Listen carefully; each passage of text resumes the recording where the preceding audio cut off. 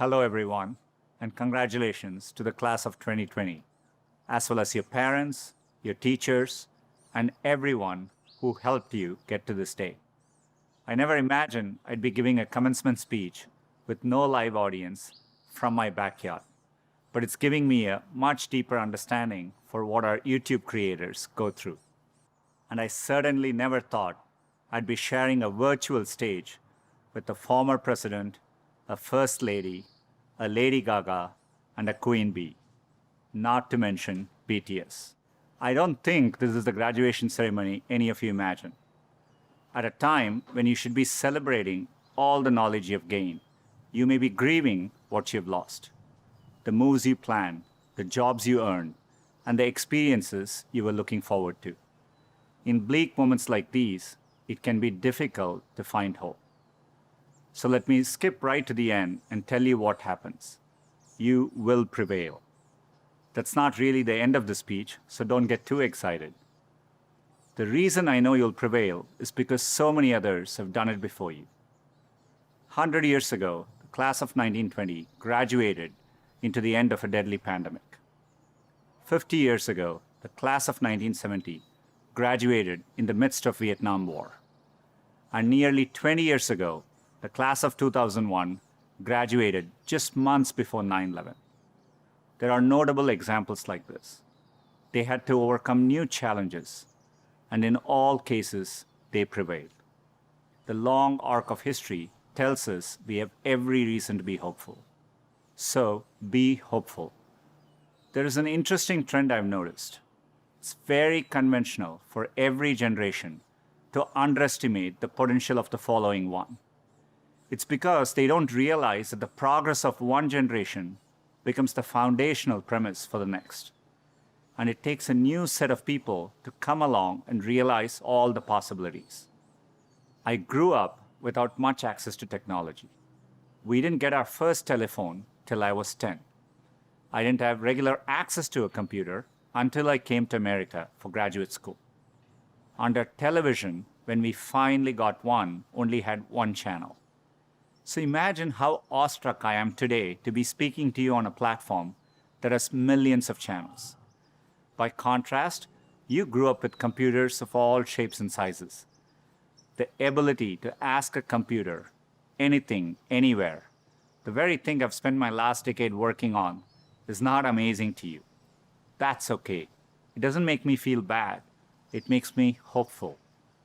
There are probably things about technology that frustrate you and make you impatient.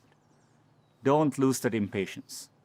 It'll create the next technology revolution and enable you to build things my generation could never dream of. You may be just as frustrated by my generation's approach to climate change or education. Be impatient. It'll create the progress the world needs. You will make the world better in your own way, even if you don't know exactly how. The important thing is to be open-minded so that you can find what you love. For me, it was technology. The more access my family had to technology, the better our lives got. So when I graduated, I knew I wanted to do something to bring technology to as many others as possible. At the time, I thought I could achieve this by building better semiconductors. I mean, what could be more exciting than that? My father spent the equivalent of a year's salary on my plane ticket to the US so I could attend Stanford. It was my first time ever on a plane. But when I eventually landed in California, things weren't as I had imagined. America was expensive. A phone call back home was more than $2 a minute, and a backpack cost the same as my dad's monthly salary in India. And for all the talk about the warm California beaches, that water was freezing cold. On top of all that, I missed my family, my friends, and my girlfriend, now my wife, back in India. A bright spot for me during this time was computing. For the first time in my life, I could use a computer whenever I wanted to. Completely blew my mind. And at that same moment, the internet was literally being built all around me. The year I arrived at Stanford was the same year the browser Mosaic was released, which would popularize the World Wide Web and the internet.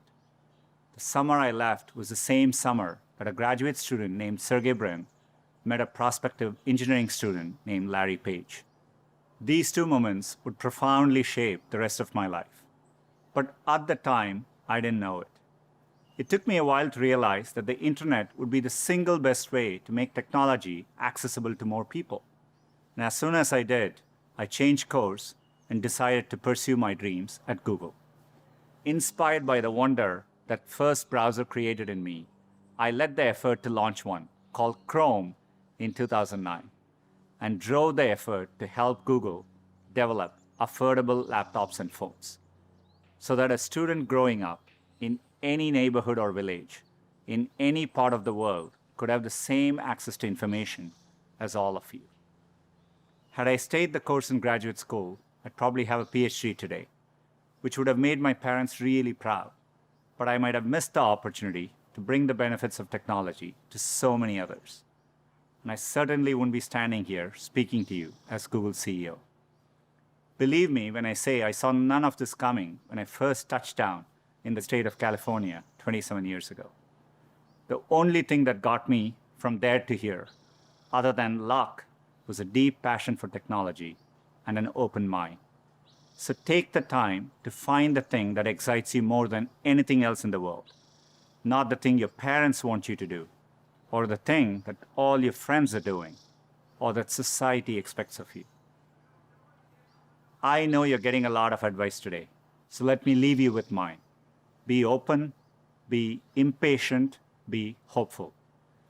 If you can do that, history will remember the class of 2020, not for what you lost, but for what you changed. You have the chance to change everything. I'm optimistic you will. Thank you.